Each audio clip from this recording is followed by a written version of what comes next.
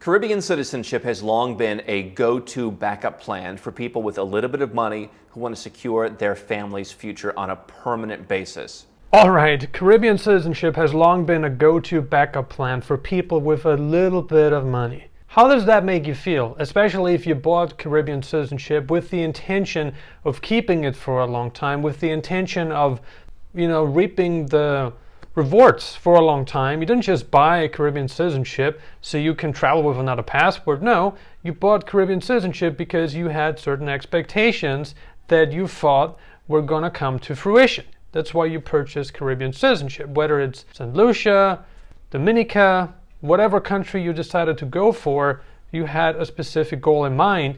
And if all of a sudden your Caribbean citizenship isn't worth much anymore, since European countries decide not to let people from these Caribbean islands in visa-free, then the question is, why did you make that investment? And I want to ask you a question. Who can really afford to lose $130,000, or even if it's just, I'm not saying it's little money, $100,000 or $80,000, who can afford to lose that kind of money? Raise your hand. Probably not too many people, so 95% of his audience are probably upset by this opening statement that it's for people with little money. Citizenship by investment is primarily focused in the Caribbean. They have 5 out of about a dozen programs around the world. Yes, it is true that most citizenship by investment programs happen to be offered by the smaller Caribbean islands, and that has many reasons, and one of the reasons being that these islands, not all of them, but some of them, are run by very corrupt government officials. And we have seen this during the FIFA scandal. You know that FIFA, which is also a very corrupt organization, was able to tip off the smaller Caribbean islands so that FIFA could collect needed votes in order to get contracts, in order to host the FIFA in a certain country, where they then benefited from that specific country because they were able to appoint, construction companies and so forth.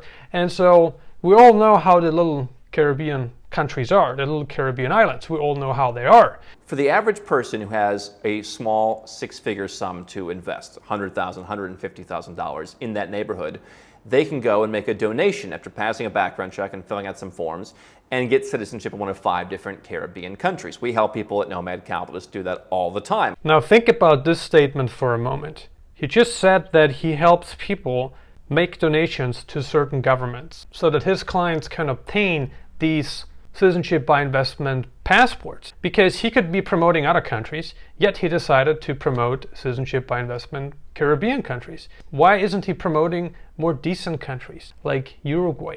Why isn't he promoting Switzerland? Why isn't he promoting Portugal? Why isn't he promoting Singapore? Why is he promoting these highly corrupted countries with these highly corrupted programs? I mean, it's just crazy.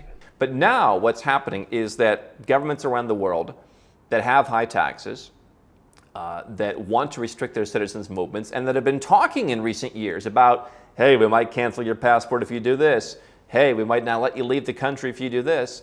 Or countries like Australia actually forbidding citizens to enter or leave the country for well over a year. Well, Australia did forbid its citizens to leave and enter the country during COVID. But why isn't he talking about Malaysia? Didn't something very similar, almost exactly the same, happen in Malaysia? Why is he always pointing out Western countries and never Eastern countries? It's truly unbelievable. I mean, if you listen to this guy and you got an average IQ, you can definitely tell that this guy is not telling you the full story. He is completely biased, just as the other orange hair guy is also very biased, the copy of his, Mr. Fake copy too. I mean, it's so obvious. I mean, any person with an average IQ, I personally can't believe that any serious entrepreneur or investor falls for this kind of crap. I mean, it's so obvious, With fear, you can manipulate people. And this is exactly what's happening here. But it's also lack of information, It's lack of transparency because, yeah, Australia did that. That's true. But what about the other countries, especially the countries that he's promoting? Why isn't he being transparent about these countries? I mean, he's a salesman, and he's a salesman first. That's his goal. I think his father must have been a salesman. I mean, There's no other way. I mean, the sales tactics, they're so deeply embedded in his DNA, it's crazy. In countries like the US, they'd be like, we're taking you in. And so a country might overlook something kind of dumb like that. I think we talked to a few people at our event who said, I was urinating in a bush and a police car pulled up behind me or something. 25 years ago, they might have overlooked that if you haven't done it again. Here I agree with him. I mean, America got some crazy laws concerning urinating.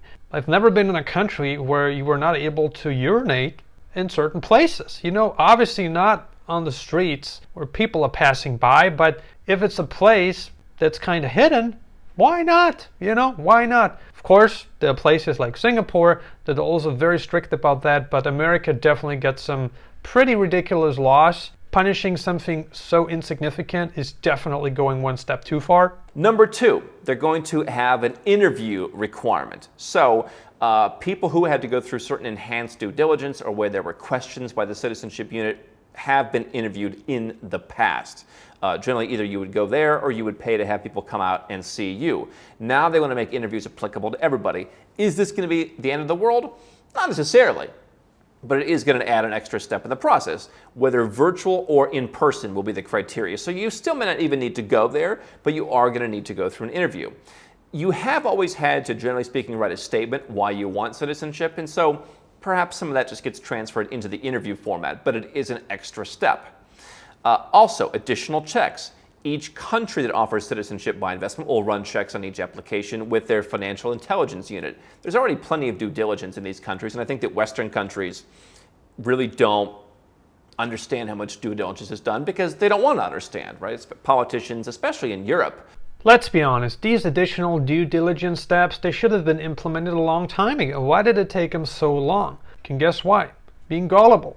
European countries are pretty gullible. I totally understand why somebody would want to get Caribbean citizenship.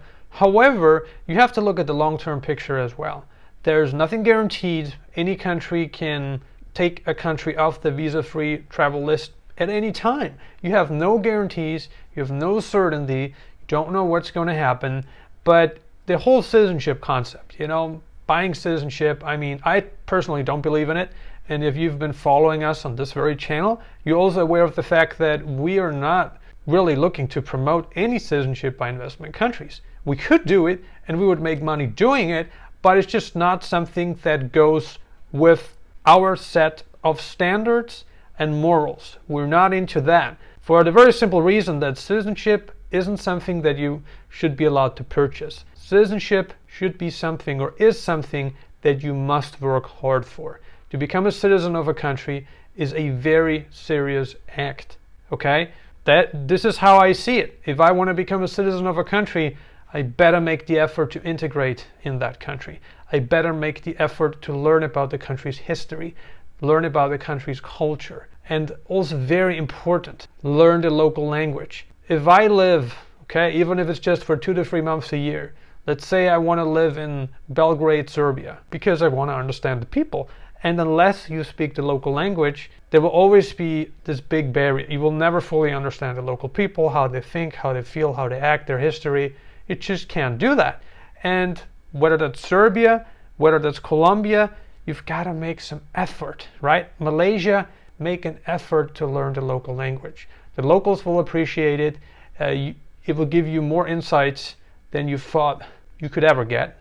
And it's very powerful. So I'm recommending you.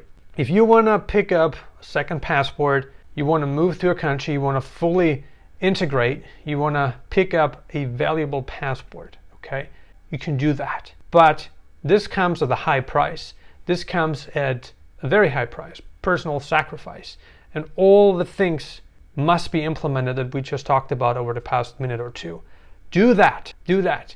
Not only is having a passport from Uruguay much better than having a passport from St. Kitts or Dominica, it just makes a lot more sense. And you also have to consider the long-term picture. Why would you want to obtain a Caribbean passport? What's the exact reason behind your decision? Do you want to use the passport to get visa-free access to certain countries? Because most people I talk to, they're like, yeah, the idea sounds interesting, but I have no interest in living on that island. I don't want to live on the island. I get island fever. I just don't want to. And other than the visa-free access, there just isn't a whole lot of value in this deal for me personally. That's a very typical answer that I get from people. And some people want to get rid of American citizenship, and they're looking for the easiest and quickest way out possible. And it's true that Caribbean citizenship is the easiest and fastest way out. Because again, you don't need to learn the local language. You don't have to wait for years and years and years. You don't have to integrate. You don't have to spend a lot of time there. So you get all these great benefits. All the hurdles are gone. But at the end of the day, is it really a legitimate form of citizenship? It isn't. It just isn't. You don't know what's going to happen in the future. And my advice is to pick a country that you're really interested in. Pick a country where you can see yourself living in that country for the coming years and decades, where you feel in alignment with the country's system, the culture, the people, the language, the geographic location, the business opportunities, everything. The nature where you just want to be in that country. Because then becoming a citizen will become natural. You won't find it too hard learning the language, integrating, because you have passion, you have love for the country. And nobody talks about that. Every big YouTuber, every big offshore citizen YouTuber talks about how easy this option is and how much money you can save. It's all about money to those people. It's all they care about. They only care about money. Capitalists, offshore citizens, they only care about money. That's all they care about. They don't care about whether it benefits the country. And donations, who really benefits from those donations? Oftentimes, it's government officials. It's not the country, right? And you have to consider the whole picture. Don't only think about yourself, the short term, what you can get. Think about the long term. And the problem in today's society, and that holds true with everything, with pollution, selfishness, Caribbean citizenships, not willing to pay taxes. You can put all these things on one list and you still come to the same conclusion. The people are very narrow-minded and short-sighted. Very narrow-minded and short-sighted. And they only think about themselves. The self-centeredness has to come to an end, and it has to come to an end quickly. I wanted to touch on a final point that is really profound and concerning at the same time. And capitalism is not necessarily a bad thing. Capitalism creates jobs. Capitalism creates successful companies. Capitalism increases the gross domestic product of a country. Capitalism doesn't have to be a bad thing, right? Capitalism oftentimes is a good thing. But crony capitalism, relentless capitalism, is rarely, if ever, a good thing. And this message is to each and every one of you guys who has a YouTube channel and who has a consulting company, a Nomad consulting company. You guys are responsible for what you're doing. You're responsible for the content that you're putting out. You're responsible for what kind of information you're putting in the minds of people. If you don't think about that well enough, because you only care about yourself, reaching your financial goals, but not considering what's good for the general public, and we're talking about the citizens of a country, and government donations are really good for the citizens of a country, right? They might not be good for the citizens of a country. Or if we're talking about real estate purchases in order to qualify for citizenship by investment, might also not benefit the locals at all. I mean, I get it. The colors of your walls, they're green. The painting in your apartment is green. Your brand colors are green. Color of your book is green. Everything is green. Green is the color of money. Green is a very positive color, but it's just not okay to throw other people under the bus for personal gain. That's just not cool. You can make money in other ways and probably make an equal amount or even more and go to bed at night knowing that you did the right thing. And that's a differentiating factor that is missing in you and the other guy as well, and some other people. And that's just not very cool to listen to, especially if you have experience and you can kind of see what's going on behind the curtains. To somebody with little to no experience in the Nomad game, they watch these videos and they feel like, or they think like everything you're telling them is right, but it just isn't. An experienced traveler, an experienced nomad can tell that so many things are hidden, so many things are not discussed. And again, the only person who benefits in this game is of course the person who is promoting these kind of services. This is just not how it should be. I mean, capitalism is a good thing. Capitalism creates jobs, capitalism creates money for the shareholders, capitalism creates successful companies, capitalism, it increases the gross domestic product of a company, creates more wealth. Capitalism is a great thing. Capitalism is not a bad thing unless it's crony, relentless capitalism. This is bad. And unfortunately, this is the form of capitalism that is so common today. And it's sad because it shouldn't be like that. Capitalism is such a good thing, but what it has become, it's truly unbelievable. And it shouldn't be like that. And all of you guys have an obligation, okay? Not just talking about it, but doing it. You have an obligation to present transparency. Because at the end of the day, people are following you, people are listening to you, people are also implementing what you're preaching. I don't know, I couldn't sleep well at night if I were to put out the information that you guys are putting out. I couldn't sleep well at night promoting the countries that you guys are promoting, especially citizenship by investment countries. I mean, you guys have to really think deeply about what you're doing and make some adjustments. Make some adjustments that are good for the community, that are good for everyone, also the people of the countries, you know. There are so many programs out there. You don't have to promote every one of them. You can cherry pick, in fact. In fact, you can cherry pick. You can cherry pick because there are so many options. Subscribe now and turn on alerts to never miss any of my future nomadism, dating, and business advice videos. Thank you for watching.